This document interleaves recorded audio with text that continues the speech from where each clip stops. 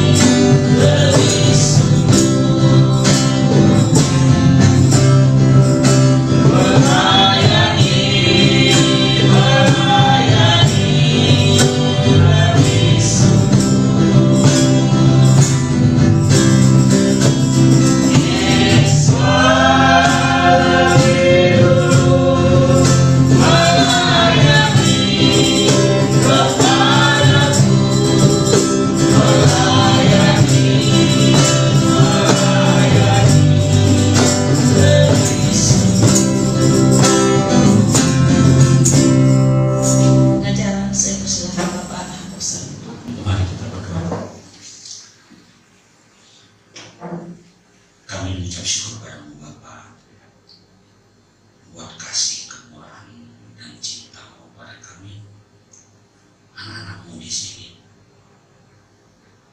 di mana atas kebaikan kemurahan-Mu Bapa yang menjaga, melindungi, benteng dengan nagari kami pada hari Sabat, hari kenikmatan, hari manusiawi, hari yang mulia.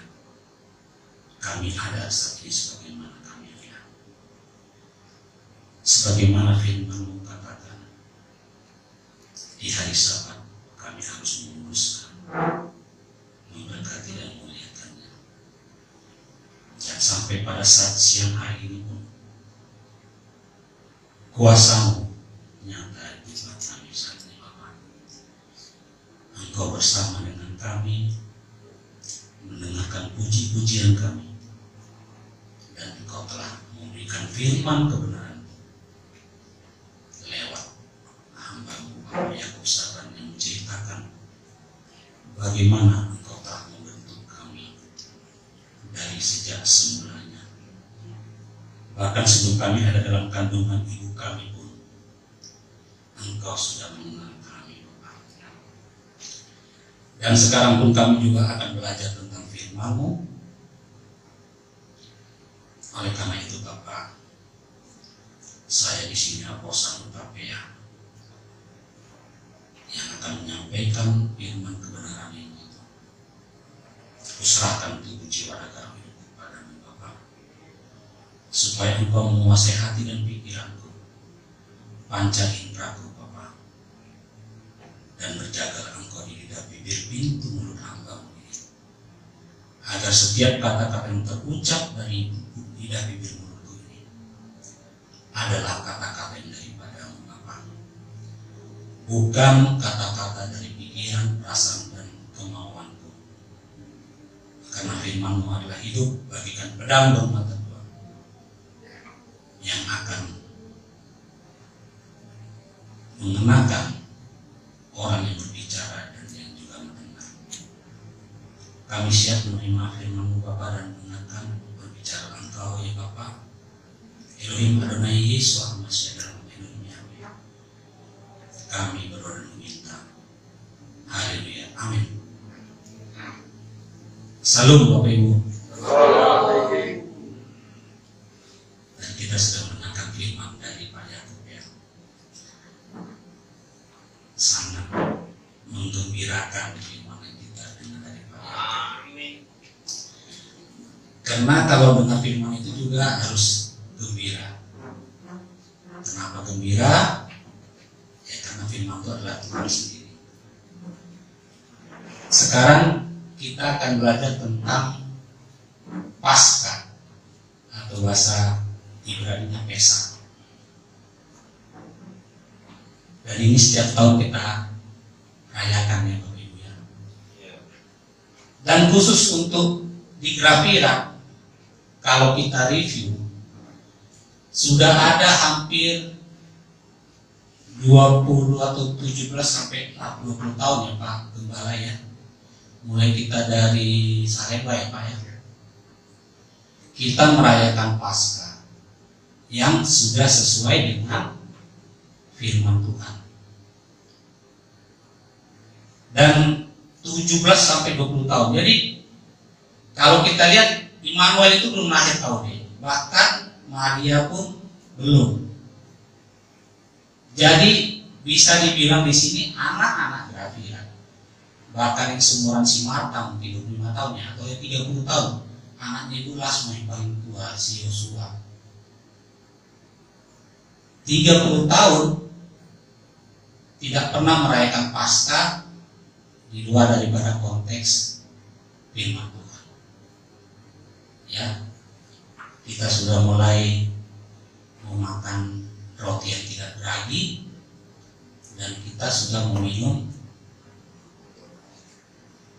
anggur dan kita ingat bersama Ibu Rahma lah yang selalu menyediakan Ibu ya. Paskah atau Pesach. Kalau dulu kita ingat setiap tahun di saat kita beli kalender, apa yang kita lihat Bapak Ibu? Coba kita kita dulu sebelum dalam kebenaran. Yang pernah kita lihat apa? Yang pertama, Natal, kan? Kedua, Paskah. Itu kalau sebelum kita dalam kebenaran. Natalnya hari apa ya? Kapan ya? Paskahnya hari apa ya? Ya kan? Tapi kalau sekarang mau tahun baru, mau kalender baru pun kita sudah tahu bahwa Paskah itu sesuai firman Tuhan tanggal 15 Nisan. Ya, amin Bapak Ibu. Paskah. Jadi Paskah, mohon maaf saya pakai laser ini bukan mau mengimbangi Pak Gembala ya. Jadi saya pakai laser pointer ini bukan mau mengimbangi Pak Gembala. Mohon izin nih Pak Gembala. Oke, Paskah. Lanjut Nak. Kita ambil ayat intinya di Imamat 23 ayat 5, bahwa di situ disebutkan dalam bulan yang pertama pada tanggal 15 bulan itu pada waktu senja ada Paskah bagi Yahweh. Bulan yang pertama pada tanggal 14 bulan itu. Jadi Paskah ini rupanya sudah ditentukan tanggalnya dan bulannya. Jadi tidak boleh sembarang orang merayakan Paskah. Tidak lagi kita merayakan Paskah cari telur, ya kan? Tidak pergi lagi kita ke Taman Mini, ke Ancol, kemana Pak Yakub? Jadi kalau dulu Paskah itu dianggap sebagai suatu liburan ya, seperti suatu hari kesenangan untuk liburan. Wah, ini jalan-jalan nih. Paskah. Ya di sini banyak lah, termasuk istri saya juga dulu. Ancol, ke gereja lama, ke Taman Mini, Kebun Raya Bogor, sekalian. Karena tanggal merah benar liburan. Sekalian bawa nasi, lauk, lengkap. Tapi rupanya sudah ditentukan di Imamat 23:5. Bulan yang pertama pada tanggal 14 bulan itu. Nah, kita lihat bulan apa rupanya bulan yang pertama itu. Gimana? Oke, di sini ada daftar daripada bulan, jumlah hari, dan matriks ya. Matriks itu perbandingan antara ini kalendernya si Yahudi dengan kalender Gregorian Masehi. Nah, kalau kita lihat bulan pertama itu ternyata Nisan. Ya. Dulu namanya apa Padalah? Bulan Abib. Ya, Nisan itu dulu bulan Abib. Ini ternyata bulan pertama dalam perhitungan kalender Yahudi. Nah, ini jumlah harinya. Jadi, kalender Yahudi itu kalau dihitung bisa berjumlah 354 hari. Kenapa bisa begitu? Ya karena ini ada 29, ada 30. Sementara kalau Gregorian bahkan sampai 30, hanya dari 30 31. Nah sekarang coba kita lihat ini. Ini tabelnya. Ada nggak keanehan di sini? Siapa yang bisa menemukan? Manuel. Ya, bulannya 13. Oke. Sekarang ini ada 1 dan ada 2. Perhitungan di kalender Yahudi karena dia jumlahnya 354. Jadi itu makanya berbeda dengan Gregorian. Dan yang selalu terpakai itu hanya ada 1 dan ada 2. Tahun ini berlaku ini ada 2. Tahun lalu tahun 5781, sekarang kan 5782 ya. Nah, ini tidak ada, hanya cuman ada. Nah, karena yang kedua apa? Jadi bisa cari tahu nggak?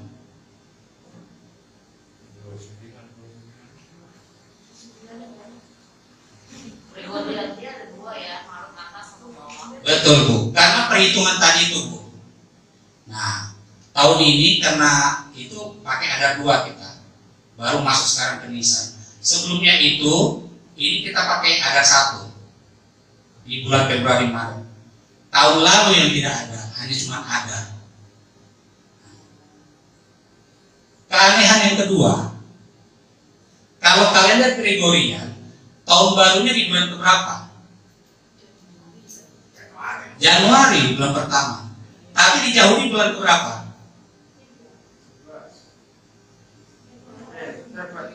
Bulan Tisri, ya. Benar nggak Bapak Ibu? Yaitu peniupan Sofar, sangkakala. Ya. Itu nanti di September atau Oktober. Nah, jadi memang karena perhitungan mereka ini berdasarkan perhitungan, sebentar saya lihat dulu catatannya. Oke. Sistem penanggalan kalender ini disebut lunisolar karena berpatokan pada perubahan musim yang dipengaruhi oleh matahari dan bulan. Ini makanya berjumlah, kalender ini memiliki 12 bulan dengan setiap bulannya berjumlah 29 atau 30 hari dan kurang lebih berjumlah 354 hari setiap tahun. Nah, jadi untuk menggenapi itu berlakulah ini dipakai ada. Kenapa? Karena dia di bulan ke-12. Di sini kan Nisan.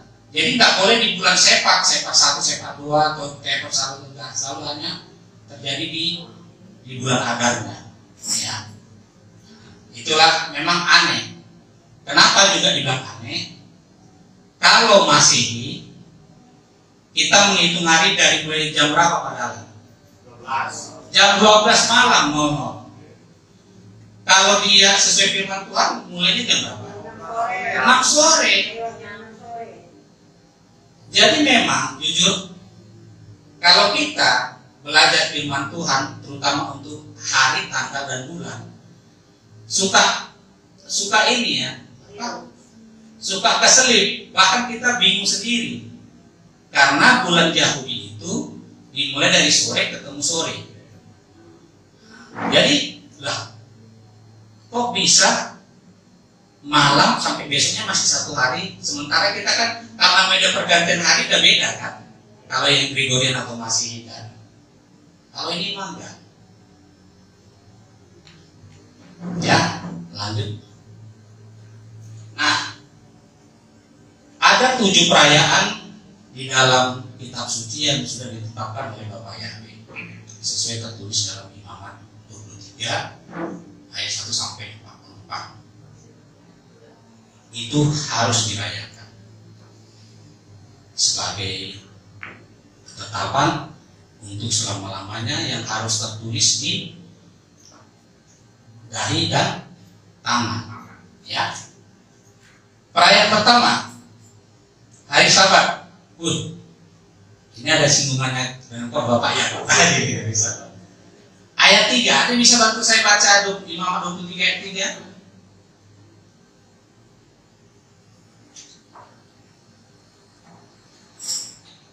Ayo berdiri. Imamat 23 juga 6 hari lamanya boleh dilakukan pekerjaan, tetapi pada hari yang ke-7 haruslah ada Sabat, hari pembuktian penuh, yakni hari pertemuan kudus. Janganlah kamu melakukan sesuatu pekerjaan. Itulah Sabat bagi Yahweh di segala tempat kediamanmu. Perikopnya apa? Hari-hari raya. Hari-hari raya. Jadi rupanya hari Sabat itu termasuk hari raya, dan itu menduduki peringkat pertama. Sekarang kenapa ini jadi peringkat pertama? Dari 7 perayaan. Perayaan itu 100. Karena dari 7 perayaan hanya hari Sabatlah yang masuk dalam buku 10.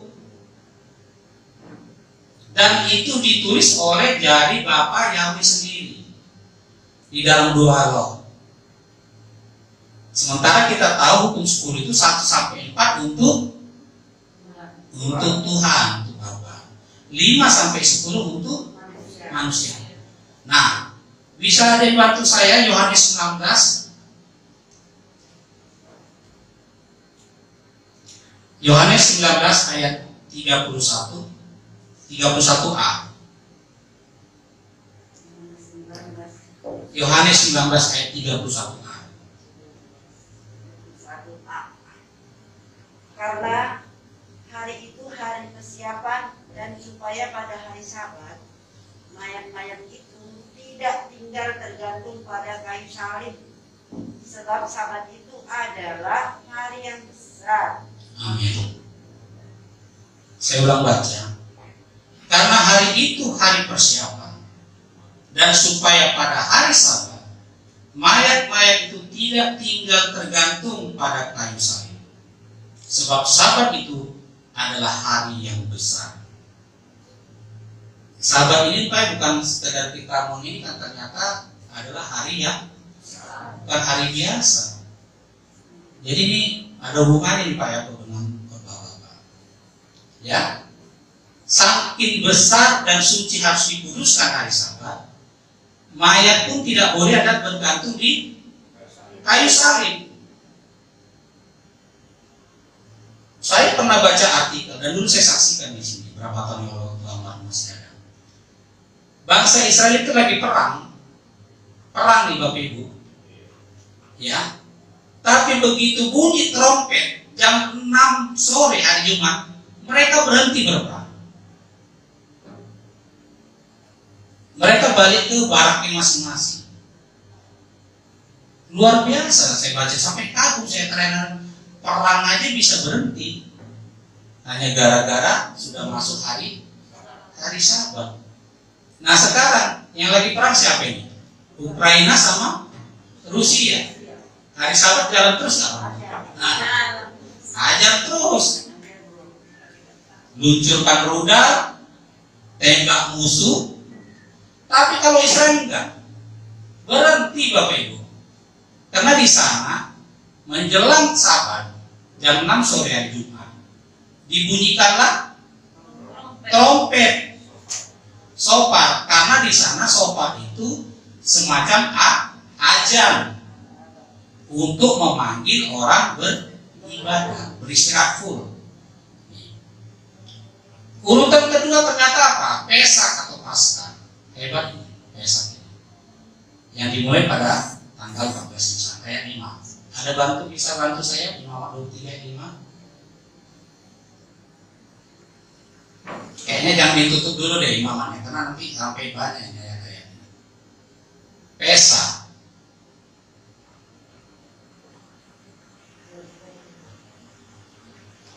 Imamat 23 ayat 5. Imamat 23 ayat 5 demikian. Dalam bulan yang pertama pada tanggal 14 bulan itu, pada waktu senja ada Paskah bagi Yahweh. Bulan yang coba balik slide tadi nah, bukan yang kalender tadi. Nah, bulan yang pertama.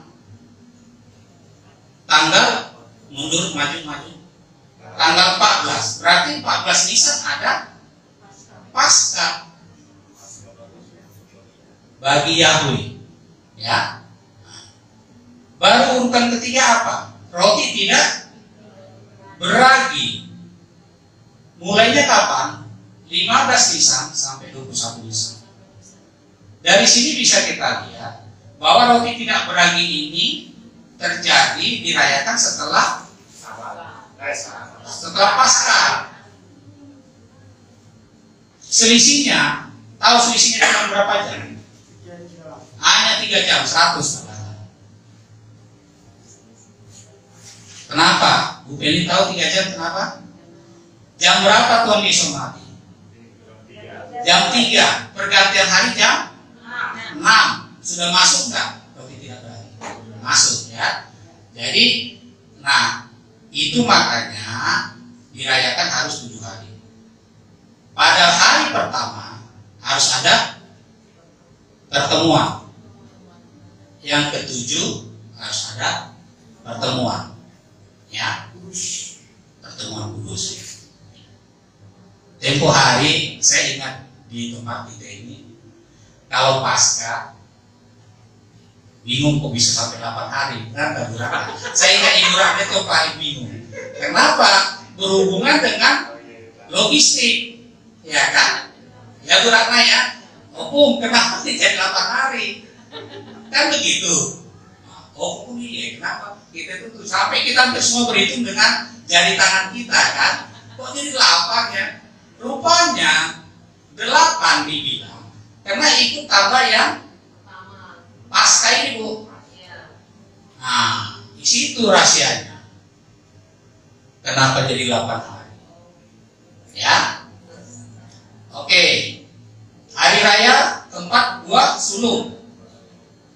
Buah sulung ini saya pernah berbicara bertelepon dengan ketua umum kita, Pak Yakub Sulistyo, dan sekretaris Pak Yeta ya, Pak Tunggalaya, sekretaris. Pak, buah sulung ini kapan? Buah sulung ini atau Habiburi ini adalah menceritakan bahwa pada hari pertama minggu itu seperti yang dibilang Pak Yakub tadi, yaitu hari Minggu, Tuhan Yesus bangkit, ya kan? Dan dia yang pertama sebagai anak sulung. Nah, hari Minggu. Cuman ini tidak ditentukan tanggalnya, tidak seperti Pesak dan roti tidak beragi ada tanggal yang ditentukan. Kalau ini tidak mengacu kepada hari Minggu, ya. Nah, tahun ini kalau kita lihat kalender bisa dirayakan tanggal 17 April nanti, hari Minggu. Nah, karena kenapa? Bisa saja Pesak itu 14 Nisan itu kebetulan dekat ya. Kalau Pesak bisa saja 14 Nisan itu jatuh pada hari Senin atau Selasa, Rabu sampai Jumat. Bisa. Karena tadi ya, kenapa? Masalah kalender Yahudi tadi, ya. Tapi kalau ini buah sulung hanya berpatokan pada hari Minggu. Nah, kalau umpamanya hari Senin kita sudah pasca, berarti hari Minggu baru merayakan buah sulung. Ya, itu menyerahkan. Makanya di ayat ini kan, jika kamu sudah tiba di tanah yang perjanjian, kamu harus menyerahkan hasil pertama dari penghasilan atau paling. Oke. Yang kelima, perayaan yang ditetapkan itu adalah Pentakosta, pencurahan Roh Kudus. Kalau sekarang bilang atau panen raya, Saput ya, Saput. Nah, apa hubungannya pencurahan Roh Kudus? Padahal tertulis itu kan panen raya ya, Saput. Kenapa? Di ayat 15 atau 16 itu terjadi pada tanggal 6 Sivan. Ya. Nah, jadi panen raya itu kan dibilang di ayat apa ini? Itulah 7 Sabat. 7 minggu, ya, 7 minggu atau 7 Sabat. Dan ini ada hubungannya dengan di Kisah Rasul, ada hubungannya pada pencurahan Roh Kudus, yaitu juga waktu Rasul Petrus berkhotbah ada 3.000 orang bertobat. Ini kaitannya ya, Pentakosta ini, pencurahan Roh Kudus, panen raya. Kalau di perjanjian lama dia disebut panen raya, tapi di perjanjian baru yang disebut Pentakosta atau pencurahan Roh Kudus. Ya, dan ini satu hari ini harus berpuasa. Berpuasa tentunya mulai matahari terbenam sampai matahari terbenam. Ini juga ya, dengan terkadang hari biasa hanya beberapa orang aja dari kita yang ikut puasa bersama almarhum waktu itu ya. Lanjut. Nah ini nomor 6, raya nomor 6 adalah Yom kedua, Rosh Hashanah atau Penipuan Nafiri. Ini tahun baru kita, bukan di bulan pertama, malah di bulan ke-7 nih.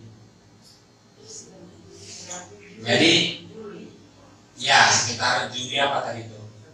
September ya. Nah, Ini kita rayakan di tanggal 1 Bisri. Tertulis di ayat 24 sampai dan ayat 25. Perayaan ke-7 Yom Kippur, pendamaian. Tanggal 10. Jadi 10 hari setelah Yom Teruah. Ini ada pertemuan kudus. Dan itu semua jemaat berpuasa. Kalau tentang Yom Kippur ini, saya pernah sama almarhum dulu waktu kita belum mengenal kalender ini. Puasa kita bere tanggal berapa? Tanggal 10 bulan 7 Juli. Iya, tertulis katanya. Padahal di situ panasnya nggak keturunan. Waduh. Karena tertulis bulan 7 kan? Tanggal 10. Ya karena kita waktu itu belum tahu penanggalan, berpuasa lah saya sama almarhum tanggal 10 bulan 7 di rumah. Wah, panasnya luar biasa bulan 7 itu kan. Ampun. Dan perayaan yang terakhir adalah Pondok Daun. Pondok Daun itu atau Sukkot, Tabernakel itu tanggal 15 sampai 21 Bisri selama 7 hari. Hari pertama ada pertemuan kudus dan hari ke-8 ada yang pertemuan disebut persekutuan hikmat atau Shemini Atzeret. Ini yang belum pernah kita lakukan, Shemini Atzeret ini pada hari ke-8. Semoga tahun ini bisa kita lakukan ya Pak Gembala ya. Dari dulu pun ini belum pernah kita lakukan hari ke-8 ini yang support itu.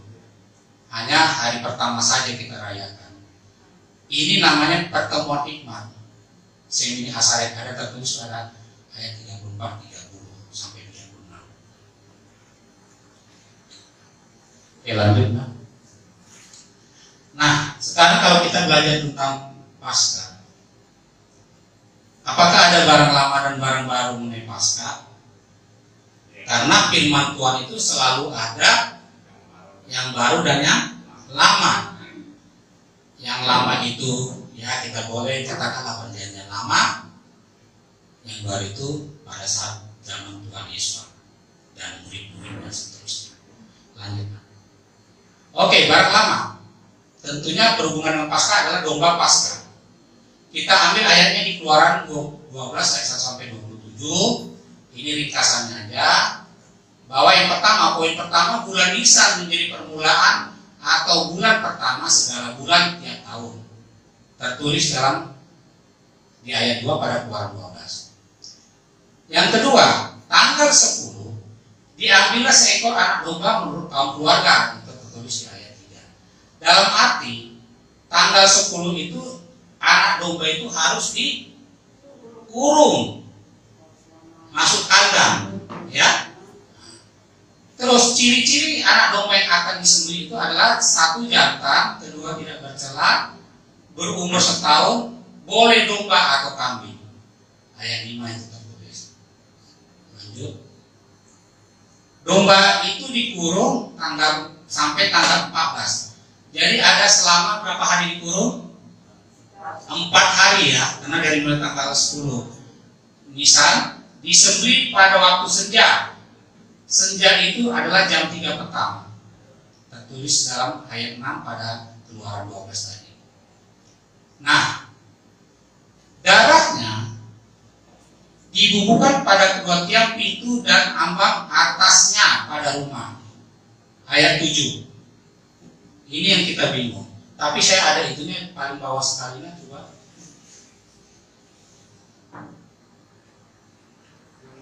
Terus.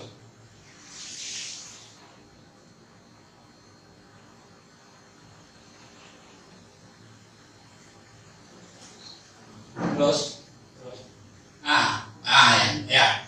Ini contoh pintu di rumah sana pada tiang ini yang ini ya, yang tegak lurus dan ambang darah. Ada lagi fotonya. Nah ini, cuman ini merah ini merah, yang atasnya nggak kelihatan kena gelap. Nah beginilah mereka menuliskannya. Oke lanjut. Nah ini darah sampai mengalir, ini darah juga, ini darah sampai mengalir. Nah beginilah dioleskan darah domba itu pada tiang tiang itu adalah yang vertikal ini dan ambang atas. Darah itu ya. Zaman dulu kan belum ada kuas ya. Pakai apa yang kalau yang tertulis itu Pak? Pakai hisop. Pakai hisop. Jadi memang ya jangan kaget kalau hasil penginian itu apa namanya?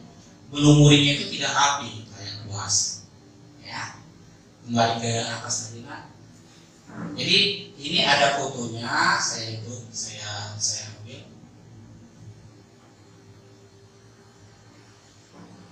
Ya.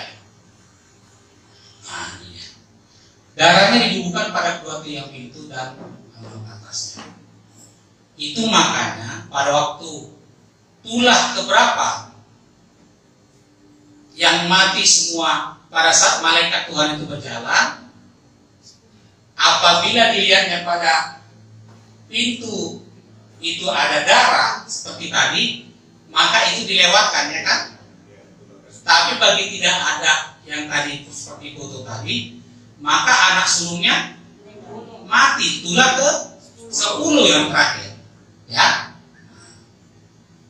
Dagingnya harus dipanggang dan dimakan pada malam itu juga bersama roti tidak beragi dan sayur pahit ya. Nah ini sayur pahit juga nggak pernah. Nah sayur pahit itu kalau di sini, atau nggak tahu pahit telur nggak itu sayur pahit, atau daun pepaya. Waduh, daun pepaya katanya ampun deh. Coba dagingnya itu atau domba ikan sudah dipotong harus dipanggang loh. Siapa di sini bilang daging panggang itu tidak enak? Coba angkat tangan dulu deh. Nah, enak nggak? Tapi maksudnya dibumbuin apa ya? Nggak ada tertulis dulu salahnya dibumbui atau tidak ya. Cuman ya yang tertulis itu hanya dibilang dipanggang. Nah, nggak tahu lah kan. Sate aja nggak dipakai. Ya Pak Trisno, dibumbui apa enggak itu dagingnya? Hah? Jadi kita putuskan dibumbui. Karena wangi banget kalau sesuatu dipanggang. Serius. Jadi apa saya?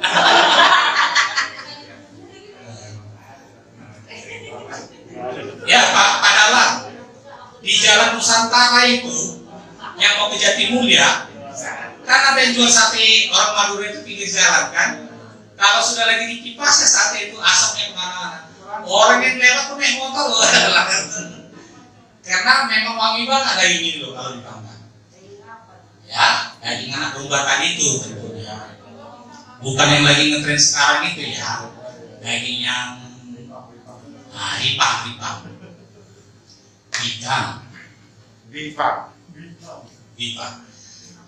Sama sayur pahit. Ini ada tertulis di ayat 8. Jadi coba kita sama-sama nanti ingatkan supaya ini ada sayur pahit ya. Yang ketujuh, perayaan ketujuh adalah itulah Paskah bagi Yahweh dan menjadi ketetapan untuk selamanya. Ya. Jadi itulah ketetapannya. Semua itu yang tadi itu termasuk Paskah itu ketetapan Yahweh untuk selamanya. Oke, lanjut.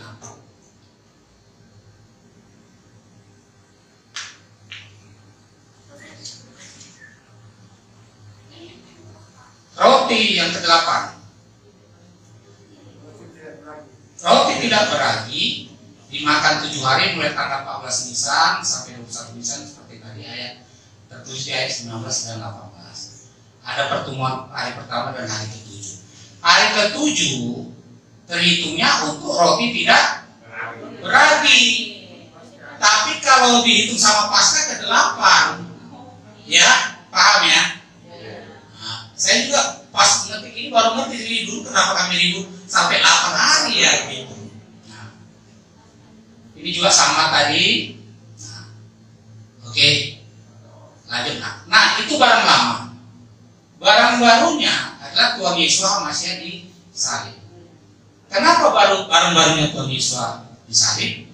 Yaitu untuk menggenapkan barang lama tadi yang domba Paskah. Kita lihat Tuhan Yesus sudah menyampaikan bahwa sebelum disalib dia akan mengalami penderitaan dan siksa. Mengenai kematiannya, Tuhan Yesus sampai 4 kali memberitahukannya. Artinya apa yang selalu dibilang kalau yang diulang-ulang itu berarti suatu kebenaran. Kebenaran itu harus diulang-ulang. Sama seperti ini. Tuhan Yesus sampai 4 kali memberitahukan bahwa dia harus disalib dan mendapat penderitaan dan siksaan. Pemberitahuan pertama, ini ayatnya Matius 16, 21-28, Markus 8, 31-38, Lukas 9 ayat 22-27, pemberitahuan kedua seterusnya seperti itu. Pemberitahuan ketiga juga sama, seperti ini dan seterusnya. Nah, kalau tadi ada ketentuan bahwa di barang lama itu domba itu tanggal berapa dikurung? Tanggal 10 Nisan. Disembelihnya tanggal 14. Apakah benar Tuhan Yesus itu sama nggak dikurung juga? Atau bahkan bukan berarti dikurung secara ini. Dia itu harus masuk ke kota Yerusalem. Dia harus ke Yerusalem untuk mendapat menerima siksaan dari para ahli Taurat. Ya, benar nggak tanggal 10 Nisan itu Tuhan Yesus sudah masuk dalam? Kalau sekarang bukan kurungan ya, berarti sebuah kota kan. Nah, dari perjanjian baru hanya Yohanes yang jelas menunjukkan pertanggalannya. Yohanes 12 ayat 1 sampai 8. Bisa minta Bu Feni pas lagi pegang HP Yohanes 12 ayat 1 sampai 8, bisa tolong dibaca Bu.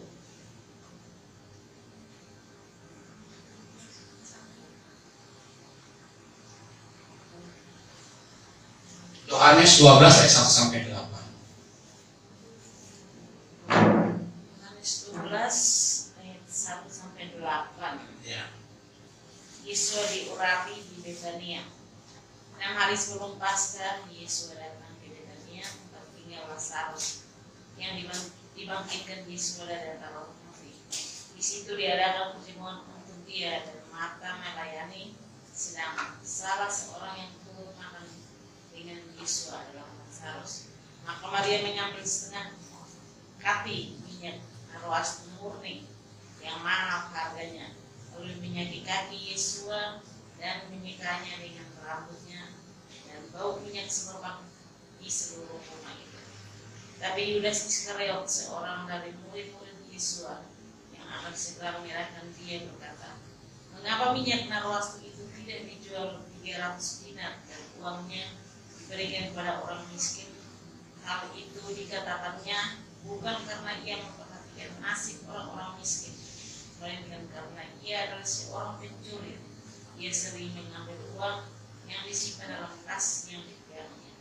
Maka kata Yesus, "Biarkanlah dia melakukan hal ini mengingat hari penghukumanku, karena orang-orang miskin selalu ada pada kamu, tapi aku tidak akan selalu ada pada kamu." Terima kasih. Ayat 1 saya baca ya. 6 hari sebelum Paskah, Yesus datang ke Betania, tempat tinggal Lazarus yang dibangkitkan Yesus dari antara orang mati. 6 hari sebelum Paskah. Kalau 6 hari sebelum Paskah berarti tanggal berapa Bapak Ibu? Kalau 14 jadi domba itu disembelih. Hah? 9 bukan? Karena disembelihnya tanggal 15 kan? 9 kan? Tanggal 9. Ya. Ya kan? Disembelihnya kan tanggal berapa? 15. Ya. Nah, di situ dibilang ayat 1 saya baca lagi. 6 hari sebelum Paskah, Yesus datang ke Betania, tempat tinggal Lazarus yang dibangkitkan oleh Yesus dari antara orang mati. 6 hari, berarti tanggal 9. Nah, peristiwa Lazarus dibangkitkan, di mana mereka tinggal di kota Betania, sangat menghebohkan kita. Kenapa, Pak Yakub? Peristiwa itu luar biasa. Lazarus dibangkitkan. Betul, karena sudah 4 hari dan sudah dikubur malah. Kalau orang Batak yang apa istilahnya Pak Gembala? Saur matua apa sari matua ya? Saur matua artinya sudah sampai yang meninggal punya keturunan ketiga ya Pak ya? Cucu. Dan cucunya itu pun sudah ada yang nikah. Itu namanya saur matua. Ya, itu namanya Mau dibunuh. Artinya tidak ada tanggungan si almarhum ini lagi. Makanya kalau orang yang meninggal kayak gitu tangannya tidak begini lagi, tapi sudah begini. Begini tangannya. Kalau begini, yang taruh di sini, artinya masih ada beban hidupnya, tanggungannya, dan semua keturunan itu, terutama anak menantu Pak ya, wajib memakai topi, ya Pak ya. Sekedar ini waktu opung ya, sekitar 7 tahun yang lalu masalahnya. Waktu nenek daripada Pak Gembala Sudirman, dan itu lebih dari 4 hari. Karena bukan kesedihan lagi yang harus dialami, diperlihatkan, tetapi sudah sukacita. Sukacita udah. Nah, peristiwa Lazarus dibangkitkan Tuhan Yesus itu membuat kegemparan di kota Betania. Sampai satu kota itu datang ke rumah si Lazarus. Bahkan para ahli Taurat dan orang Farisi pun, kalau kita lanjutkan yang tadi itu pembacaan itu, datang ke situ untuk melihat. Bahkan pada akhirnya itu nanti dimulai di ayat 9, perikopnya itu ada dibilang persepakatan untuk membunuh Lazarus. Jadi peristiwa itu pada saat diadakan apa tadi? Perjamuan untuk dia dan Marta melayani. Disitulah yang si Maria Magdalena, di mana yang pernah 7 roh keluar dari tubuhnya, mengurapi Tuhan Yesus dengan minyak narwastu. Dituangnya lah minyak itu di kaki Tuhan Yesus, lalu dia menyekanya dengan rambutnya. Jadi rupanya Maria Magdalena ini rambutnya panjang nih Bapak Ibu ya. Tidak seperti saya. Karena kalau pendek bagaimana mau menyekanya gini kan? Tidak mungkin. Ya adanya perempuan pendek rambutnya. Tapi ini panjang, ya. Panjang, dan biasa mungkin orang di daerah Timur Tengah sana panjang-panjang. Jadi sampai bisa dia menyeka rambutnya itu menyeka kaki Tuhan Yesus yang dipakai minyak narwastu. Minyak narwastu ini kategori minyak mahal, bukan minyak biasa. Kalau bahasanya apa istilahnya, minyak apa?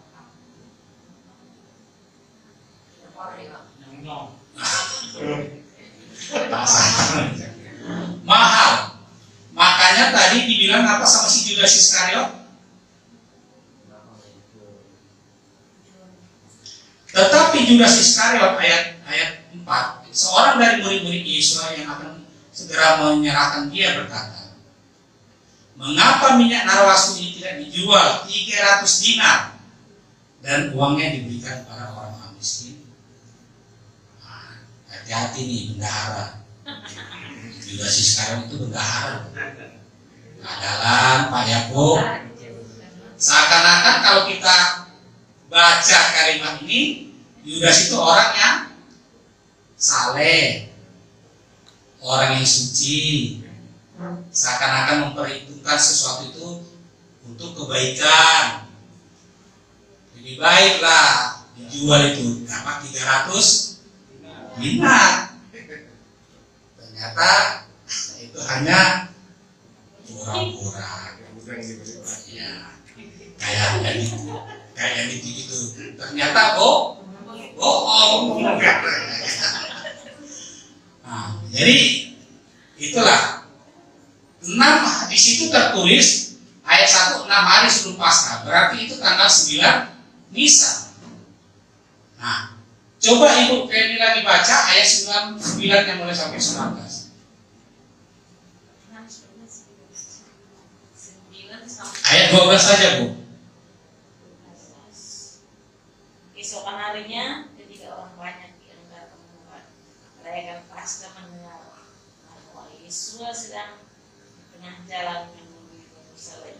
Oke, ayat 12. Keesokan harinya, ketika orang banyak yang datang merayakan Paskah, merayakan pesta, mendengar bahwa Yesus sedang di tengah jalan menuju Yerusalem. Berarti besoknya tanggal berapa, Bapak Ibu? Kalau sini tadi 6 hari sebelum Paskah, yaitu bertepatan dengan tanggal 9. Besoknya berarti tanggal 10. Keesokan harinya berarti tanggal 10. Tuhan Yesus kemudian sudah pergi ke Yerusalem. Berarti tanggal 10 Nisan yang domba itu dikurung, Tuhan Yesus juga sudah ada tanggal 10 di tepat ya? Tepat ya, Bapak Ibu ya. Jadi inilah gambaran barang baru. Tuhan Yesus tanggal 10 sudah di Yerusalem. Perjanjian lamanya domba itu dikurung tanggal 10. Lanjut. Nah, setelah sampai di Yerusalem, disitulah Tuhan Yesus didulukan. Dengan cara apa? Tapi sebelumnya dia utus muridnya pergi ke sana, nanti kau temukan ke kedelai apa keledai? Karena suka ini ya, menyebut keledai dan kedelai. Nanti ada di sana keledai yang tertambat di pohon. Ambillah itu. Kalau ada orang menanyakannya, guru membutuhkannya.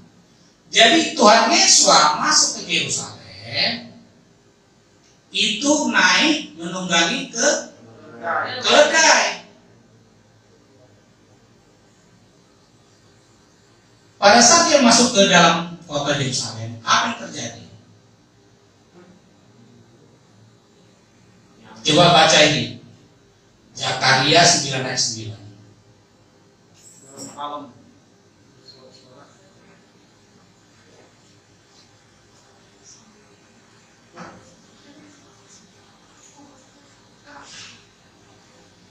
Zakaria 9 ayat 9. Ya. Raja Mesias di Sion, bersorak-soraklah dengan nyaring hai putri Sion, bersorak-soraklah hai putri Yerusalem. Lihatlah, rajamu datang kepadamu, ia adil dan jaya, ia lemah lembut dan mengendarai seekor keledai beban yang mudah. Oke. Matius 21 ayat 5.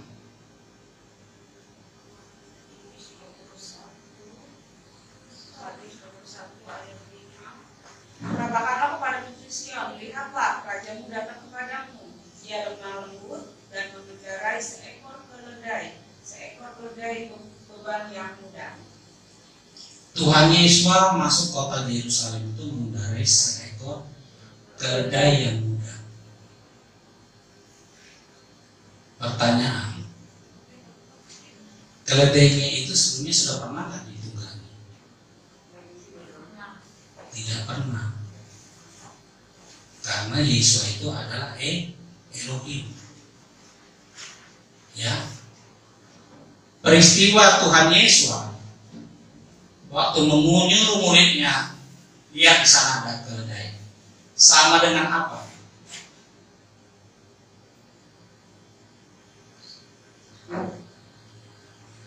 Waktu mau bikin perjamuan pas perjamuan malam, berangkatlah ke kota Anu.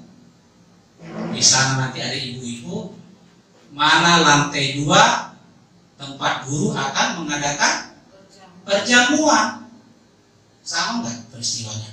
Mirip. Jadi Tuhan Yesus tidak mengendarai keledai yang sudah pernah dipakai orang. Keledai muda. Keledai ya. Atau saya silap saya ngomong.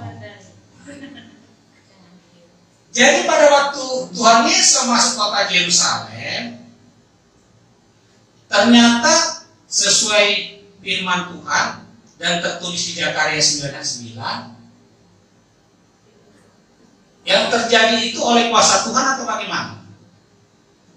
Sampai putri Sion, putri Yerusalem, bersorak-soraklah, lihatlah rajamu sudah datang, ia lemah lembut dan adil. Makanya mereka mengambil pohon edahan palem, jalan yang akan dilewati oleh Tuhan Yesus, dibentangkanlah itu palem. Kalau dia berdiri sebelah sini, yang sana begitu. Jadi 2 lapis itu palem itu yang dilewati oleh Tuhan Yesus dengan mengendarai keledai. Karena baik sebelah kiri sebelah kanan, tidak akan satu baris itu mereka. Di samping itu bukan hanya pohon palem, bahkan bunga-bunga. Ya. Nah, jadi Tuhan Yesus masuk ke Yerusalem itu bukan tanpa diketahui orang, tetapi karena kuasa Tuhan dan sudah dinubuatkan di Zakaria 9 bahwa secara tidak langsung sudah ada pernyataan bahwa lihatlah rajamu sudah datang. Benar ya Pak Gembala ya? Padahal belum ada Tuhan Yesus menyampaikan suatu statement. Belum ada. Tapi karena kuasa Tuhan dan supaya tergenapilah firman Tuhan, tertulislah sudah di Zakaria. Jadi karena dorongan Roh Kuduslah itu putri-putri Yerusalem datang menyambut Tuhan. Hosana bagimu di tempat yang mati. Itulah ini ya. Nah, pertanyaan, adalah ingat ini. Dari pintu mana Tuhan Yesus masuk ke Yerusalem? Pintu timur. Dan nanti dia pun akan datang lewat pintu apa juga adalah pintu timur. Sementara pintu timur di Yerusalem sekarang apa? Kuburan. Dan pintu itu tertutup. Siapa yang mau lihat situ?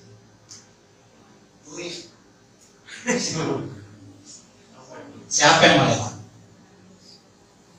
Tuhan Yesus masuk ke kota Yerusalem lewat pintu timur, dan nanti pun akan datang lewat pintu timur.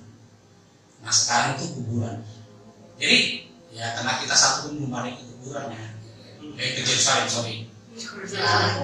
kita doakanlah kehadiran berkat dan bisa kita ke Yerusalem yang apa malam. Amin. Biar kita lihat dulu, benar nggak pintu sebelah timur Yerusalem itu kuburan? Benar. Dan siapa yang mulai di situ? Nggak ada. Nggak usah jauh-jauh. Siapa yang mau malam-malam pergi ke kuburan mau berani? Tapi ada yang jaga juga. Pasukan tentara juga yang jaga. Jadi kedatangan atau masuknya Tuhan Yesus ke Yerusalem, ya mohon maaf ya. Jadi kayak orang ini, apa ya istilahnya Pak? Untuk mendekati tahun 2024 ini di Indonesia, orang yang lagi atau seperti artis atau bukan, Tapi itulah hebatnya. Semarak, gembira dan ramai banget. Dan karena cuma nggak tertulis ya, pasti orang di kota Yerusalem pada saat itu terheran-heran. Ada apa sih? Kok para wanita pegang-pegang palem gitu kan? Karena tertuliskan Putri Sion. Nggak ada putri itu bapak-bapak laki-laki kan? Putri itu Putri Sion. Kok ada apa ini ibu-ibu semua para wanita bawa palem? Berdiri dari mulai pintu gerbang sampai kemana Tuhan Yesus berhenti. Nah, ya, jadi ini Tuhan Yesus sudah masuk di kota Yerusalem pada tanggal 10 Nisan. Oke. Selanjutnya setelah 10 Nisan 11-12 sebenarnya ada sih tertulis di Matius dan Markus 2 hari lagi menjelang Paskah. Cuma kita mungkin terlalu membahasnya. Kita masuk ke pembasuhan kaki dan penetapan perjamuan malam. Dari 4 kitab Injil, yaitu Matius, Markus, Lukas, dan Yohanes, hanya kitab Yohanes lah yang menuliskan tentang pembasuhan kaki. Dari dulu saya juga agak heran juga ya, kenapa hanya Yohanes? Kemana Matius, Markus, dan Lukasnya kok tidak menuliskan peristiwa pembasuhan kaki? Padahal peristiwa pembasuhan kaki ini dilakukan sebelum perjamuan malam.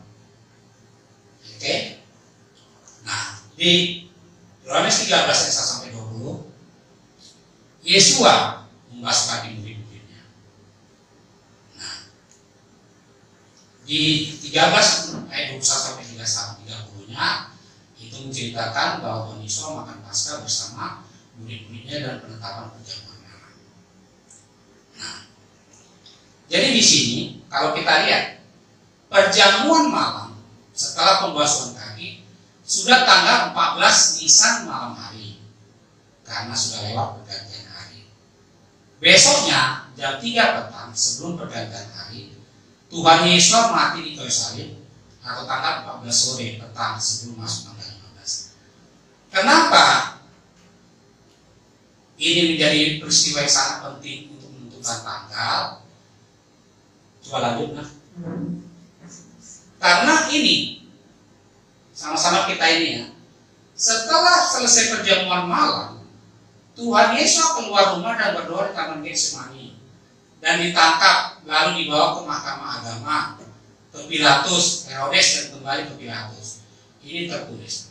Jadi setelah penetapan pada saat peristiwa perjamuan malam sampai putusan pengadilan memutuskan harus disalib, itu dari sore malam sampai besok pagi. Jadi itu peristiwanya di saat orang lain tidur, ini berlangsung dari mahkamah agama, Pilatus, Herodes, Pilatus kembali. Kan kita sama-sama sudah tahu ya, bahwa setelah pada saat perjamuan malam, Tuhan Yesus mengatakan, bahkan setelah pada saat pembasuhan kaki, kata Tuhan Yesus, tidak semuanya bersih, hanya satu. Yang dimaksud itu Judas Iskariot. Bahkan pada saat perjamuan malam itu, pada saat Tuhan Yesus memberikan roti kepada Judas, kesurupan nggak ya? Benar ya Pak Gembala, kesurupan kan? Apa kata Tuhan Yesus? Pergilah, lakukanlah apa yang hendak kamu lakukan. Kan Judas Iskariot meninggalkan Tuhan Yesus dan teman-temannya pergi memanggil para tentara, para prajurit. Ya. Nah, sementara itu berlangsung, ya, selesai perjamuan itu kan Tuhan Yesus pergi keluar. Ada di Matius tertulis keluar kota, yaitu ke Bukit Zaitun. Di situ ada taman namanya Taman Getsemani. Jadi kumpul di Getsemani itu kira-kira sepelempar batu dia memisahkan diri dengan murid-muridnya. Ada di Markus itu. Ya. Berdoalah dia. Apa doanya? Bapa, jikalau mungkin, lalukanlah cawan ini daripadaku. Pada saat dia selesai berdoa, ada seorang malaikat datang untuk menguatkan Tuhan Yesus. Lalu dia berdoa lagi, Bapa, janganlah kehendakku yang jadi, kehendakmu yang jadi. Saking sungguh-sungguhnya dan fokusnya Tuhan Yesus berdoa, keringatnya ini yang bercucuran peluh, ya tahu di kitab suci peluh. Jadi seperti tetesan darah. Ini saya nggak tahu nih, Bu Asma, orang kesehatan. Emang benar secara kesehatan jika kita sungguh-sungguh berdoa, peluh atau keringat itu bisa seperti tetesan darah. Karena ini menyangkut ilmu kedokteran, kesehatan. Ya, jadi rupanya kalau kita sungguh-sungguh berdoa, menggumulkan tentang ya seperti Tuhan Yesus itu, dia sudah tahu dia bakal disiksa, dianiaya, dicambuk, diludahi, dihina, diolok-olok, bajunya ditarik-tarik, jubahnya ditarik-tarik. Apa ya? Perasaan hina, dituduhkan yang tidak sesuai dengan apa yang dia lakukan, difitnah namanya. Terus saya ingat itu karena saya punya videonya, The Passion itu Pak Bunga, yang kepar itu, yang tidak boleh disiarkan di YouTube, ditarik, yang si Mel Gibson ya. Itu jadi sebelum dia diri memang dia di hadapan para tentara atau laskar apa itu dicambuk dia bertumpu pada sebuah tiang. Cambuknya itu betul kayak ada durinya dan memang berduri ya. Jadi begitu dicambuk itu najab. Jadi pada saat disentak begini kan dia mengait daging yang dia ini kan bercabik. Ya, bercabik. Jadi bukan hanya seperti pukulan rotan atau kayu biasa. Ngeri memang jenis-jenis cambuknya itu. Itu makanya kan ada, saya lupa ayatnya. Ada prajurit itu berkata, kalau ini luar biasa ini bukan manusia. Kalau manusia pasti sudah mati. Dia matilah dengan ininya sudah habis koyak-koyak. Ya kan? Jadi itu sudah diinikan Tuhan Yesus itu semua. Betapa sakitnya, betapa apa ya? Udah nggak bisa dikatakan sampai dia makanya dalam doa itu dia bergumul. Sampai ada permoholannya, Bapa kalau boleh lalu ke cawan ini. Tapi doa keduanya dia bilang apa? Tapi janganlah kehendakmu jadi kehendakmu yang jadi. 3 tahun yang lalu saya ingat waktu Ibu Sutia baca firman di Korintus di sini nangis Ibu. Benar ya? Ibu Sutia membaca itu aja nangis, merasakan bahwa sakit yang dialami Tuhan Yesus itu sakit. Apa ya? Ya wajarlah. Tuhan Yesus itu memang 100% manusia. Tetapi di dalamnya itu ada Bapa. Tuhan Yesus aja sampai mengatakan, Bapa kalau boleh lalu karena cawan ini. Kalau boleh. Tapi janganlah kehendakku yang jadi, kehendakmu yang jadi.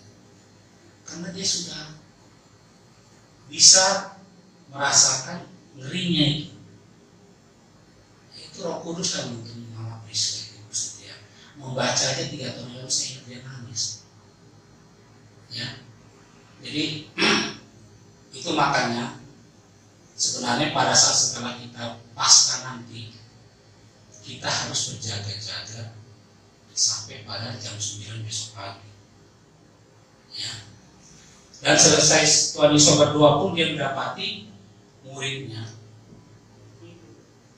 muridnya sudah tidur. Karena bisa saja itu sudah jam 12 atau jam 1 jam 2 ya. Berdoalah supaya kamu jangan jatuh ke dalam pencobaan.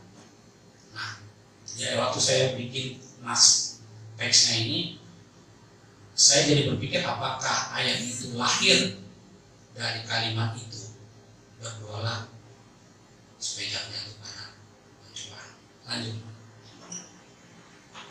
Nah, tadi itu. Nah, apa buktinya bahwa Tuhan Yesus memerintahkan bijaksana hingga jatuhnya putusan di Efesus berlangsung dari malam hari sampai pagi hari? Karena terbukti dalam Matius 27 ayat 19. Bisa baca Ibu, bantu saya. Matius 27 ayat 19. Kalau Almarhum bilang survei membuktikan, ya kan? Berlangsung dari malam sampai pagi hari. Jadi tidak tidur itu. Baik Tuhan Yesus, murid-muridnya, bahkan dari mulai mahkamah agamanya itu yang si Herodes, Pilatus, apa segala macam itu tidak tidur. Ada yang bisa baca Matius 27 ayat 19? Matius 27 ayat 19. Ya. Ketika Pilatus sedang duduk di kursi pengadilan, istrinya mengirim pesan kepadanya, janganlah engkau mencampuri perkara orang benar itu, sebab karena dia aku sangat menderita dalam mimpi tadi malam. Istrinya menyampaikan kepada suaminya Pilatus, Pak, janganlah kau campuri urusan orang itu, orang benar itu. Karena aku mimpi tadi malam dan mimpinya tidak enak. Tadi malam. Berarti itu kan pagi hari dia sampaikan ke suaminya kan? Di saat si Pilatus lagi duduk di kursinya, udah capek lah dia mungkin kan, udah gak tidur, bolak-balik di bawah Tuhan Yesus itu disidangkan, ya kan? Rupanya sementara istrinya lagi tidur, tapi istrinya tidur pun dapat mimpi yang dia menderita dalam mimpi itu tadi malam. Ya.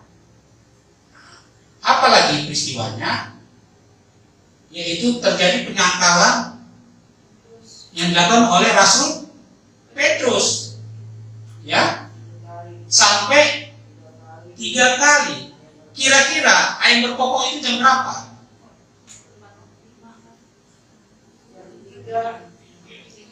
Jangan ayam berkokok yang zaman sekarang ya, karena jam 12 itu berkokoknya ini ya. Rajinnya jam apa? Ya kan? Atau 4:30. Itulah buktinya bahwa memang itu prosesnya itu dari malam sampai pagi hari. Ada 2, itu Matius 27 di mana mimpi si istrinya si Pilatus itu mimpi, dan kedua Petrus sudah menyangka Tuhan Yesus lumayan berkokok. Nggak mungkin peristiwa ini siang hari kan? Mana ada yang berkokok siang hari? Benar Pak Gembala? Ayam berkokok itu pagi, jam-jam 4 atau 4:30. Makanya dulu di pedesaan ayam itu bisa menjadi sebuah waktu. Benar ya Bapak Ibu ya?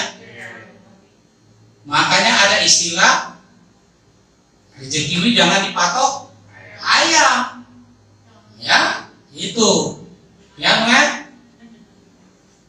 Jangan Petrus menyangkal Yesus berarti benar ya bahwa memang prosesnya itu dari mulai masuk ke pembasuhan kaki, ya kan, katakanlah itu jam 5 sampai jam 8 pagi, karena putusan disalib sudah itu bisa disalib jam 9. Lanjut. Nah ini dia Tuhan Yesus disalib. Setelah persidangan tadi itu yang di ayat sebelumnya, di mana bolak-balik, ya kan, diputuskanlah bahwa Tuhan Yesus itu disalib dan penggantinya siapa? Ada yang tahu? Barabas. Itu makanya dia ada ayat mengatakan bahwa dia terhitung di antara para pemberontak, ya. Terhitung dalam pemberontak karena di sebelah kanan dan sebelah kirinya pun para pemberontak, ya.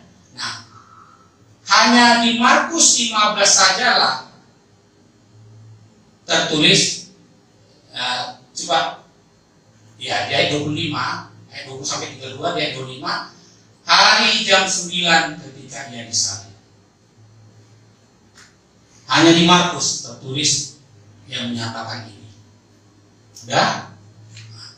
Matius 27 ayat 45 sampai 46, mulai dari jam 12 kegelapan meliputi seluruh daerah itu sampai jam 3. Ngeri gak ya Bapak Ibu?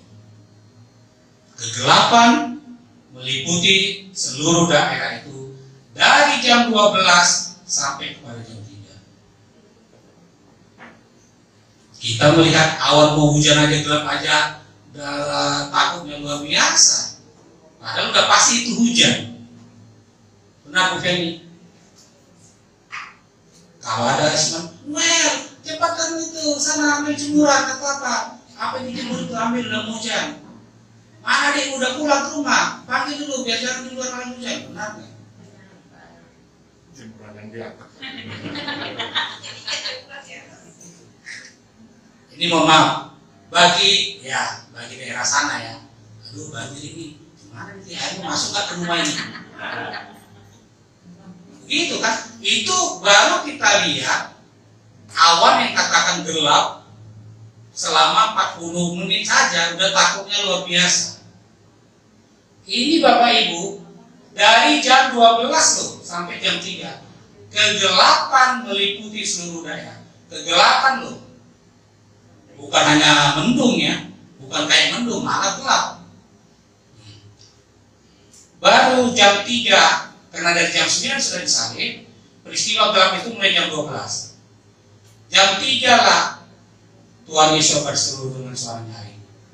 Eli, Eli, lama sabachthani. Artinya, Elohimku, Elohimku, mengapa engkau meninggalkan aku? Ini yang berbicara apa nih? Elohimku, Elohimku ini. Jiwa. Siapa yang jiwa? Ya, jiwa. Sebagai manusia. Ya. Udah dari jam 9 dia tergantungnya di kayu salib itu. Ada yang bilang pakunya di sini, ada yang bilang di sini. Ya. Yang benar itu adalah di sini.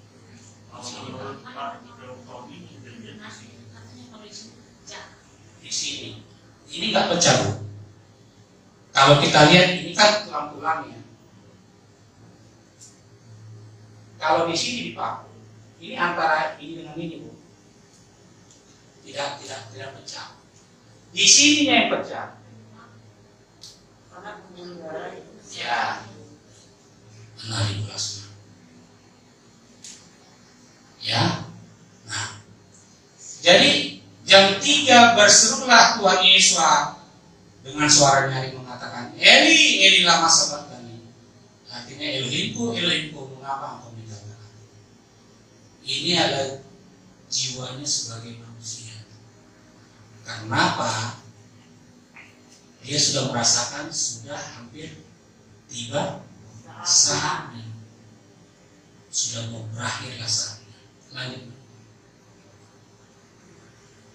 Nah, kalau di Matius hanya dikatakan berseru dengan suara nyaring dan menyatakan nyawanya, tidak ada kalimat eli-elinya. Kalau di Lukas itu sama, kira-kira jam 12, kegelapan meliputi sampai jam 3, sebab matahari tidak bersinar. Nah, ini lebih terang lagi. Jadi kegelapan itu kegelapan murni, bukan awan mendung ya. Kegelapan murni karena apa? Matahari tidak bersinar. Di Lukas ini bahkan ditambahkan lagi tabib suci terbelah dua. Berserulah Tuhan Yesus, kalau si bahasa Indonesia dibikin, ya Bapak, ke dalam tanganmu lah kuserahkan nyawa. Dan sesudah itu berkatalah ia, berkata demikian yang menyerahkan nyawanya. Jadi Tuhan Yesus mati jam 3. Tadi di perjanjian lama domba itu disembelih jam 3 petang. Berarti sama nggak? Sama. Mulai tanggal 10 kalau di perjanjian lama domba itu dikurung, Tuhan Yesus tanggal 10 sudah ada di kota Yerusalem. Domba itu disembelih sore hari, Tuhan Yesus pun meninggal jam 3. Lanjutlah. Nah, ini keterangannya. Tuhan Yesus mati sesuai dengan ayat di halaman sebelumnya bahwa domba itu harus disembelih pada senja hari, dan terbukti bahwa kira-kira jam 3 petang Tuhan Yesus mati. Dan inilah yang dikatakan Paskah bagi Yahweh sesuai dengan Imamat 235 ya, dan itu tanggal 14 Nisan. Jadi Bapak Ibu, Paskah itu kalau kita selama ini persepsinya makan roti dan minum itu ya, benar kan? Padahal yang dibilang Paskah itu adalah sudah mati Tuhan Yesus dalam penebusan dosa. Itu Paskah. Artinya, makanya kan di ayat lain kan ada katanya sudah selesai, ya kan? Berarti apa namanya, sesuai dengan Yohanes 3:16, karena begitu besar kasih Elohim akan dunia ini sehingga Dia mengaruniakan anak yang tunggal supaya setiap orang percaya kepadanya beroleh tidak binasa dan beroleh hidup yang kekal. Jadi proses itu sudah terjadi pada tanggal 14 Nisan, Bapak Ibu ya.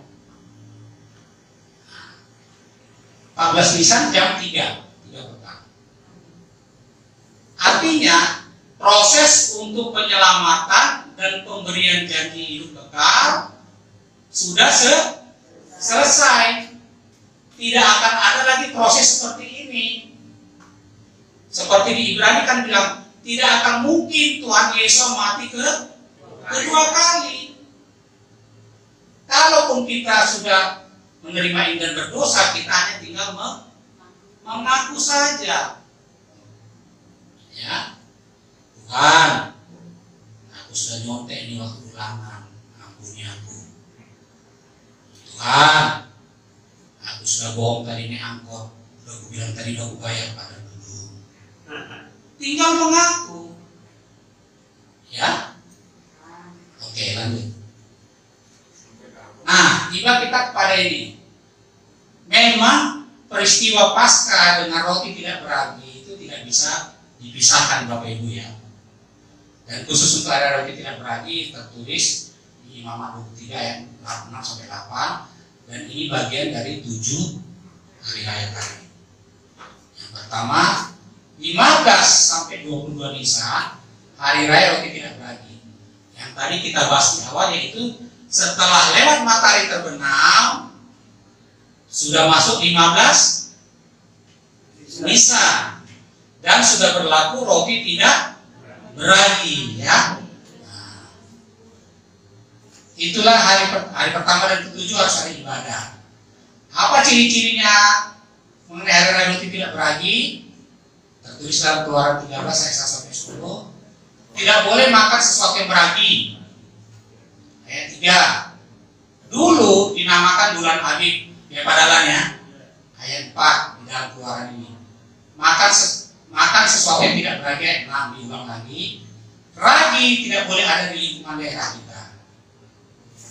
Jadi kalau ragi, dulu kan saya ingat waktu saya SD sampai SMP, kami sering bikin tape dari singkong, beli ragi ke pasar, yaitu kan berubah kayak bubuk gitu ya.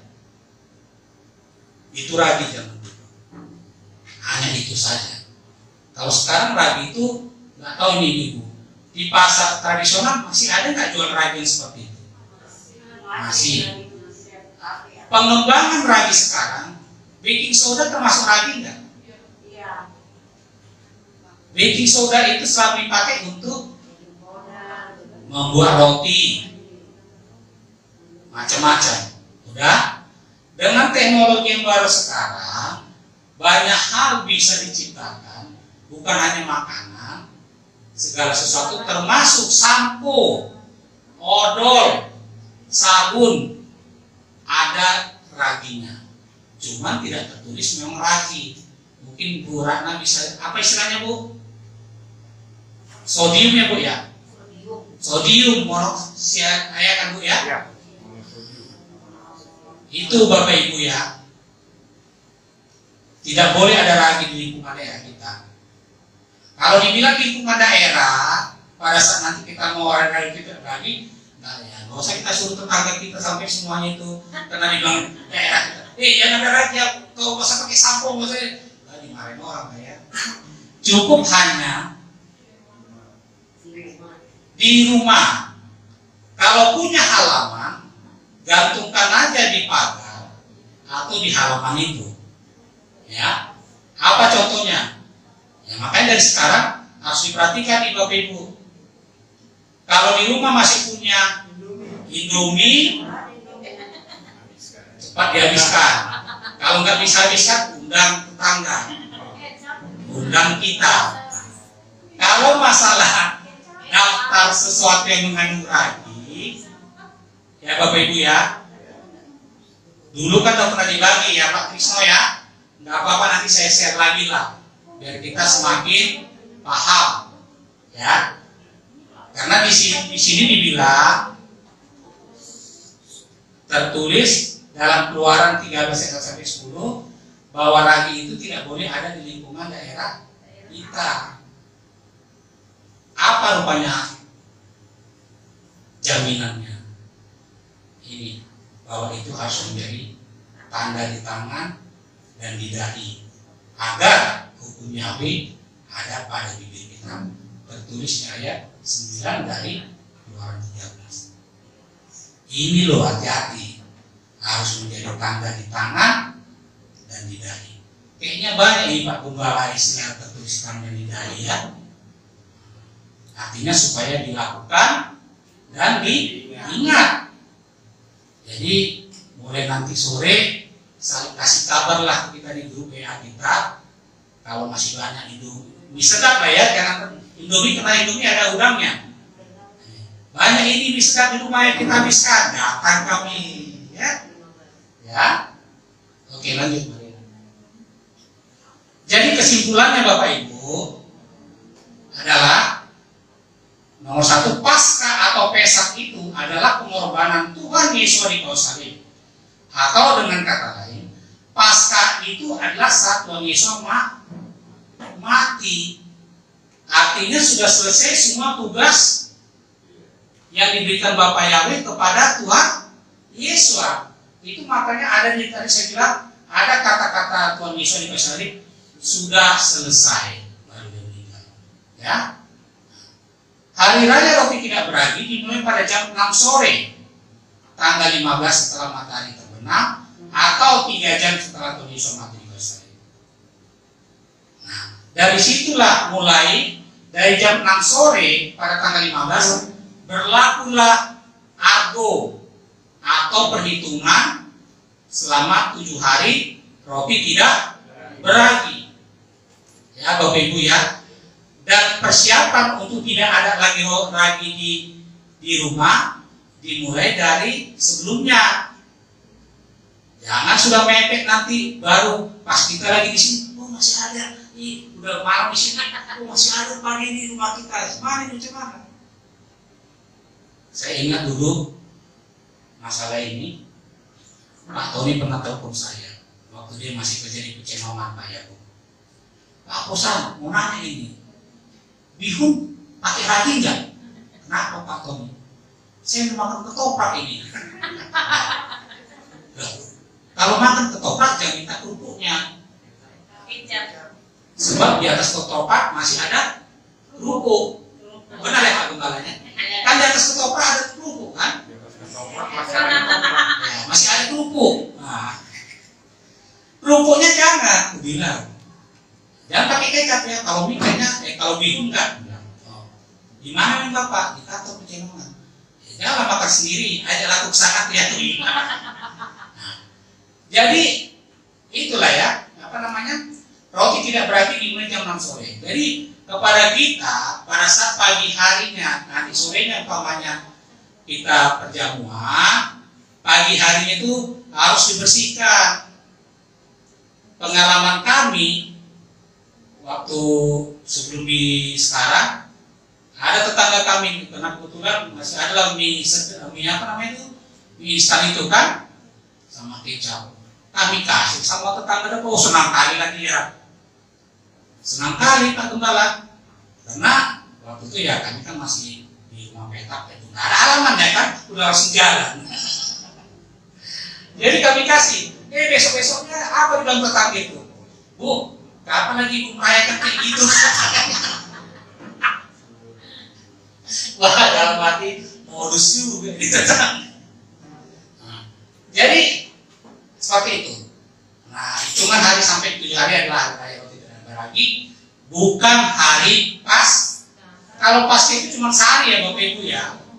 Jadi, nah ini sudah terjaga dari dulu pertanyaan kita. Kenapa sampai 8 hari ya Bu Ratna ya? Dulu sampai kita ketawa semua opung juga gitu. Kenapa 8 hari katanya ya? Jadi yang 7 hari itu roti tidak beragi, sementara pasca 1 hari ya. Oke lanjut. Nah untuk kita di tahun 2022 ini, hari raya roti tidak beragi itu berlaku mulai 16 April sore, ya, yaitu bertepatan tanggal 15 Nisan, sampai 23 April sore juga bertepatan tanggal 21 Nisan. Jangan ada di rumah kita sesuatu pun yang beragi. Lalu ada pertanyaan, gimana nih Pak Kosan? Nggak terapas lah kita ya, nggak sikat gigi lah ya, nggak mandi pakai sabun lah ya. Kalau untuk odol, ada odol yang tidak memakai ragi, ya. Cuma ternyata odol yang tidak memakai ragi itu, jadi nanti dia tidak berbusa. Enzim, betul. Ya. Kalau sabun nggak tahu saya dulu, nanti saya searching lah sabun. Atau kalau zaman dulu abu gosoknya dibikin untuk gigi kan, Mama Reta kan ngalamin Bu pakai abu gosok. Ya, mungkin kalau Pak Gembala nggak ngalamin pakai abu gosok. Ya, sedikit-sedikit tertelan pun nggak apa-apa ya Mama Reta ya. Jadi nanti jangan lupa ibu-ibu kita semua bahwa tanggal 23 April, saya nggak tahu tuh hari apa ya. Oh, bertepatan Sabat juga. Ada pertemuan khusus dan betul hari Sabat. Ini hari itu ya. Makan kalau ruang kita perjamuan kudus. Tapi sore ya, sore.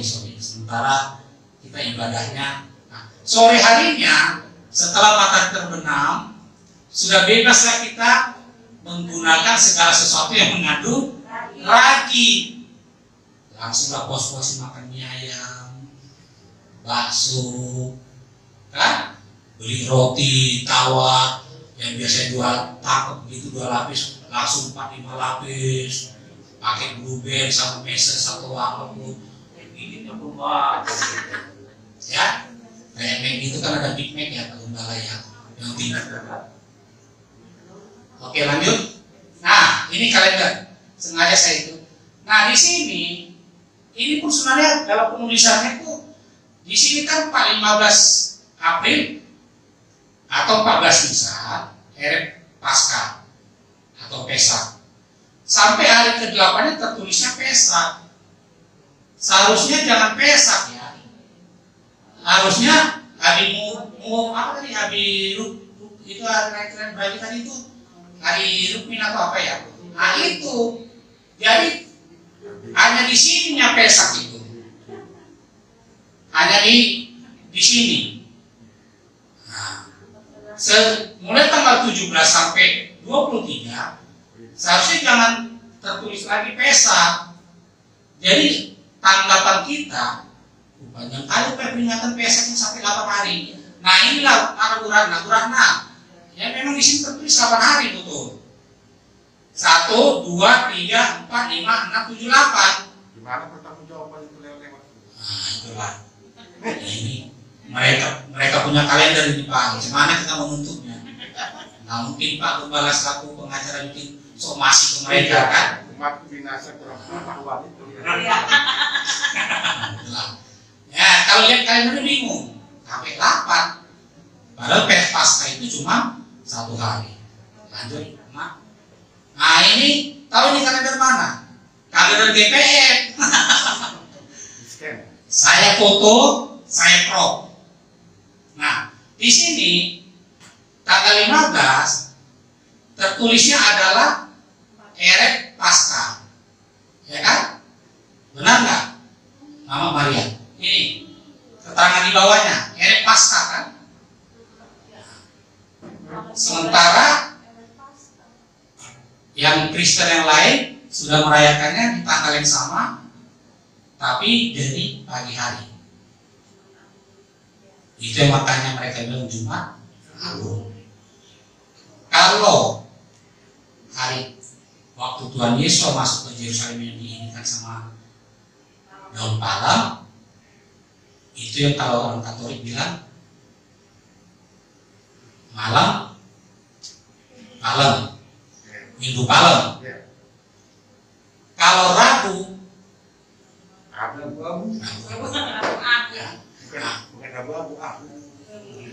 jadi di sini di tanggal 15 itu nanti kita mulailah nanti ibadah jam 5. Ya. Kenapa? Jam 5 sore itulah kita mulai nyanyi-nyanyi seperti biasa juga sama almarhum. Baru nanti setelah jam 6 baru kita bikin membahas berkati, lalu lanjutlah paskanya. Ya. 15 Bu. Itu yang merah itu, Ibu punya kalender GPM kan? Nah, jadi yang merah ini ya Jumat. Yang merah itu tanggal 15 ini dia. Kita di sini sudah ibadah jam 5. 5 sore ya? 5 sore Pak. Namun 5 pagi Pak. 5 sore ya. Bapak harus izin lah. Ya. Tanggal merah lagi ya Pak. Itu tanggal kamu semua. Oh. Pak Jalan kan direksi lapangan. Gak ada sama dia merah ataupun biru, semua hitam. Ya Pak Yakub, tanggal 15 tanggal merah libur Pak. Sore kita mulai ibadah. Tanggal 16 itu sahabat biasa. Tanggal 17 itu yang tadi hari raya Pak.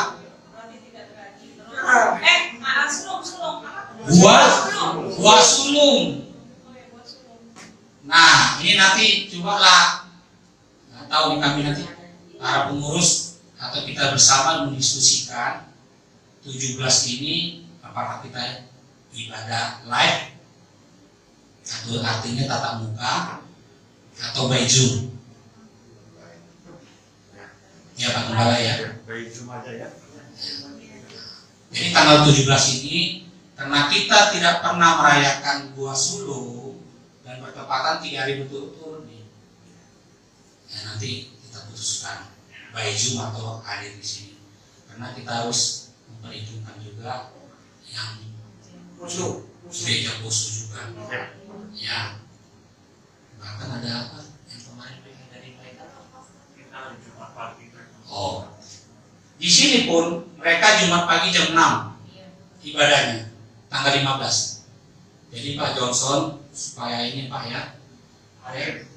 Ya hadir standby. 15 ini gereja poso itu pagi jam 6. Anggaplah selesai jam 10. Sementara kita masuk jam 5 atau setengah 5 udah datang di sini. Ya sore. Oke, lanjut Pak ya. Nah ini tadi yang bentuk darah yang ini Passover. Kalau membaca ini artinya ini melewati ya. Passover itu melewati. Melewati apa? Ini sama dengan bagaimana bangsa Israel memakan Paskah itu dengan buru-buru, karena pada saat itu tulah 10 sudah mulai berjalan. Tapi paralel Tuhan membuat hati orang Mesir bermurah hati. Mereka memberikan semua perhiasan, harta benda kepada bangsa Israel. Jadi bangsa Israel keluar dari kota Mesir kaya loh. Kaya karena bawa harta benda. Serius. Pokoknya begitulah kita nanti pada lari ya. Pada saat sudah melarikan diri ke pegunungan, begitulah ya. Namanya dari Maja, pokoknya Radis Tangga Maja itu kasih harta dia, kami pun orang Bekasi, Januaru, Pak Dahlan, Bu Lasma, Bu Ratna, orang Romang, begitulah. Apa yang dibawa? Hah? Apa yang dibawa? Mas. Mas merah. Selain harta benda bangsa Israel sendiri, termasuk adonan roti yang belum kena dikasih ragi. Itu makanya 7 hari itu, kenapa memang hari raya roti tidak beragi? Karena adonan yang belum diragikan itulah yang dimakan bangsa Israel. Ya Bapak Ibu ya. Jadi nggak sembarangan tuh hari raya itu terberagi. Karena kan disuruh bikin adonan, udah. Tapi cukup kanannya yang malam itu saja dikasih ragi, selebihnya nggak usah. Jadi kita bayangin adonan itu kita bawa-bawa. Dan pertanyaannya apa Ibu Feni? Ibu seorang bisa masak, kok nggak basi adonannya? Benar nggak? Nah, apakah kena dari ragi makanya nggak basi? Tuhan yang bikin nggak basi. 100. Memang Pak Johnson ini kalau sekali dia bicara dia. Nah, jadi inilah tampilan dari ini ya. Kalau masalah Passover ini, saya ingat tahun berapa itu Pak yang diadakan KKR di gereja Isa Almasih itu? 2000 ya Pak. Gara-gara masalah dewa air itu, waktu itu saya dan almarhum sudah Pak Suradi proklamasi. Dan ternyata pada waktu itu Pak Gembala kita lah ketua panitia KKR di gereja Isa Almasih Megaria Cikini bersama Ibu Teni ya, buat KKR tentang siapakah yang bernama Dewa Air. Saya karena dibilang pada waktu itu ada tertulis di buku Passing Over terbitan Gramedia Kompas, sampulnya itu warna kuning. Sampai saya kejar di buku itu ke Jalan Proklamasi Immanuel dan BPK Gunung Mulia di Jalan Kuitang. Tertulis memang di halaman 85. Saya masih ingat itu tentang nama dewa itu. Wah, sampai saya sama almarhum datang ke sana. Ya mungkin itulah jadi pertemuan kita ya. Jadi pertemuan kita ini sebenarnya tidak kebetulan ini. Saya tahu Pak Sudungan di situ sebagai ketua, ya Pak ya. Lanjut nah seperti tadi ini gambarnya. Jadi kalau dibilang dioleskan, bukan berarti harus sampai ke bawah. Kalau yang tadi itu enggak, ya pokoknya sebagai tanda aja ya sebenarnya. Karena kalau waktu malaikat Tuhan itu lewat, dia lihat nggak ada darah. Oh ada, udah lewat ke daerah lain. Ada nggak darah? Oh nggak ada, berarti orang Mesir. Nah, sebelumnya tewas gitu kan. Nah, lanjut nah ini juga tadi darah. Nah ini kita lihat nih bekas tetesan ini kan. Ya Bapak Ibu ya. Nah, lanjut. Penutup kita Yohanes 13 ayat 17. Jikalau kamu tahu semua ini, maka berbahagialah kamu jika kamu melakukannya. Amin Bapak Ibu. Kita akan berbahagia kalau kita melakukan.